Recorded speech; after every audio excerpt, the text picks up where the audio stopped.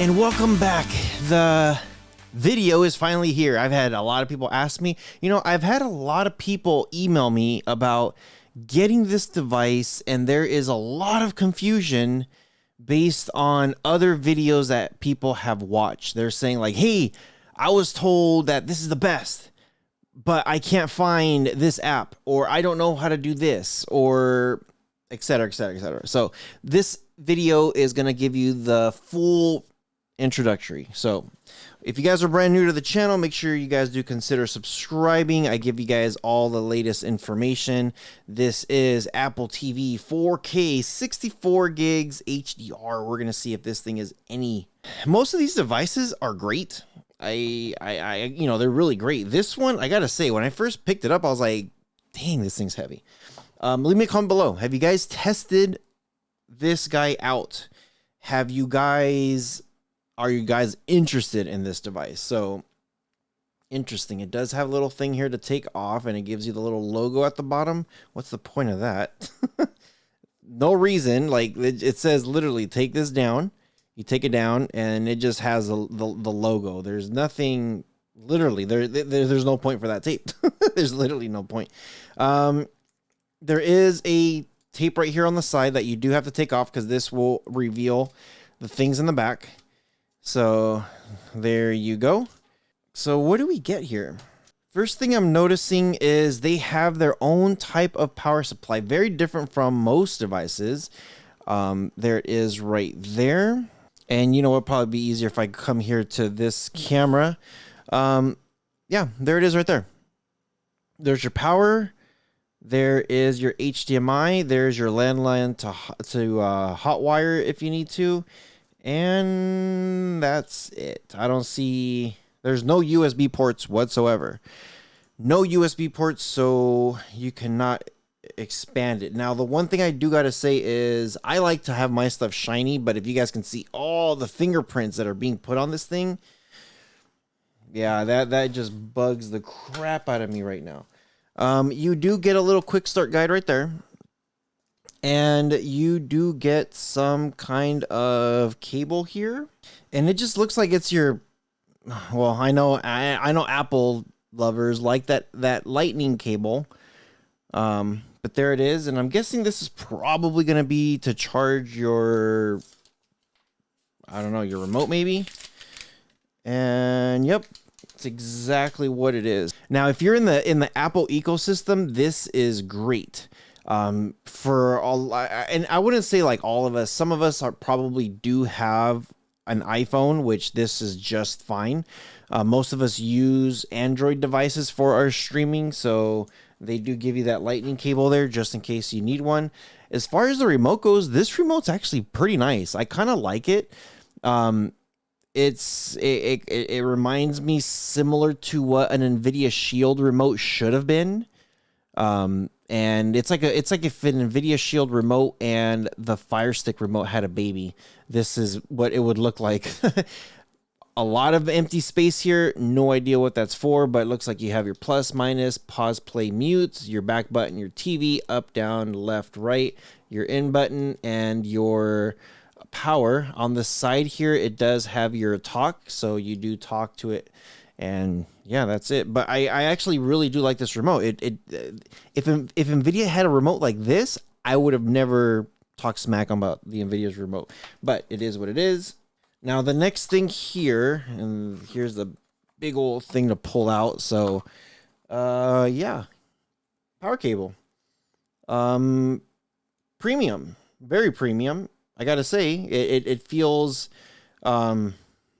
like just everything just feels very, very premium. The actual outlet itself looks kind of weird. It almost looks a little dated, but the cable itself is actually kind of nice. So we're going to plug this in for sure and test it. And of course, as I'm checking everything out there, I didn't see an HDMI cable. I tried taking this part out, but I don't think there's an HDMI cable. So I got my own Audio Quest. This is a chocolate one. This thing should be, well, it's one of the better cables out there. Yeah, this is a premium cable. So yeah, let's go ahead and plug this in. It's crazy how heavy this thing is. I would expect that, like, I would have like at least a USB port to expand it if I wanted to. I know people like to mess with stuff like that, but yeah. So here we go. Show you guys there it is, the Apple. And I gotta show you guys here how the other one looks like. It's, you know, you just get a little light. There's no clock. There's nothing else in there. So it says, hello, press the center button. So I'm going to press it. Do I need to remove anything for the batteries? Oh, no, we're good. Okay, so one cool thing as I'm doing this, I can actually swipe on the front and it picks it up pretty nice. So that's actually awesome. That's some... I'm telling you, I love this remote so far already. So yeah, it's great. Now from here, you just got to set everything up. It says set up with iPhone. I don't have an iPhone. Use your iPhone to automatically add your Apple ID, Wi-Fi, and other settings, or set up manually with your remote. Well, obviously, I don't have an iPhone, so here we go. Just follow the on-screen instructions. If you get something like this, where you're just like, well, I don't have an iPhone. What in the world am I doing? You don't, obviously, you don't have to worry about it. Just do it manually. Of course, you could do Siri. I am not using Siri. And set up your Wi-Fi. So I don't have an Apple ID. It says here, if you have an Apple ID, answer it here. If you don't, or you forgot your Apple ID or password, go to appleid.apple.com. So I don't have one. I don't have one. And it says to go there, but I don't want to make one. So let's see what happens when I press skip this step. Have a TV provider. Not now. Where's your Apple TV? Let's just choose bedroom. Location services. Why do you care? And then it says, okay, so it's probably for the time zone thing. So that way it reads what the time zone is. I wonder if I can get back. Oh, I guess I could. Okay, so see the world with aerial screensaver. You can enjoy HD beautiful locations from all over the world. Additional videos you download. Videos update weekly and can be up to 950 megabytes. The first downloaded is about 800 megabytes. Ooh, that's a big file just for a screensaver. Not now. Analytics. Nope. And again, it's just going to be things that you just go through over and over and over and over again. Now, the one thing is, like, you know, obviously for copyright purposes, I cannot be, I can't let that top part play because it's just going to show a giant freaking commercial and I don't want to get a strike or anything like that for it. So it's kind of hard for me to show you guys here. So the first thing I want to do is look at the specs on this thing. Now, I'm kind of curious if the App Store, well, for one, if it's going to let me use the App Store. Now, welcome to the App Store. Continue. And if you go to your far right, there's going to be your search. So one of the apps that I like to use is called IDA 64. And it looks like IDA 64 is not going to be here. So this should be very interesting to see how I'm going to figure this one out. So as I'm going through the whole thing where I'm looking for IDA 64, I don't see IDA 64 anywhere. I did a research to see where it's available, and it says it's only available on iPads and iPhones, not on the Apple TV. So I did another more digging to see what we get, so that way you guys could get some of the specs here. So here we go.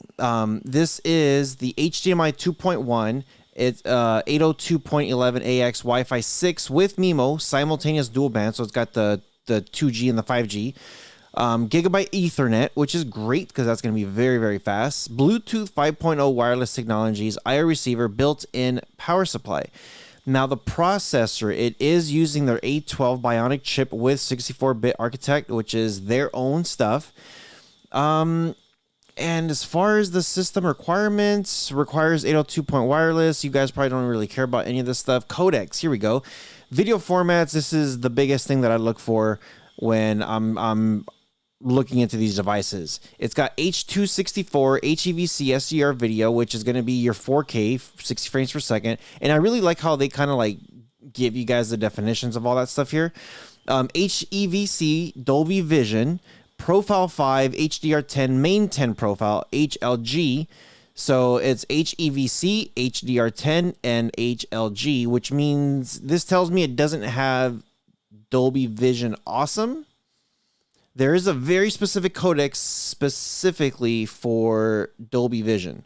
And it's usually Dolby Vision Awesome. For them just to say HEVC, that means they're just using the other one that covers that. H.264 baseline.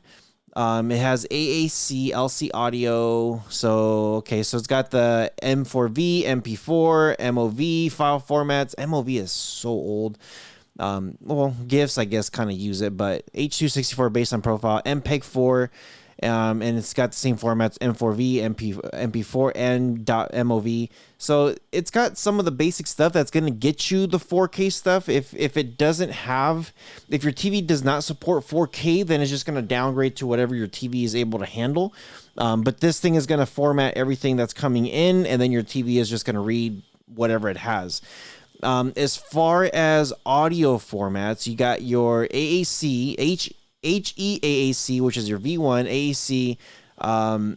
It's got protected AAC for iTunes, MP3 VBR, Apple Lossless, Flock, AIFF, and Wave. It also has AC-3 for the Dolby Digital 5.1, EAC3, which is Dolby Digital Plus 7.1 surround sound.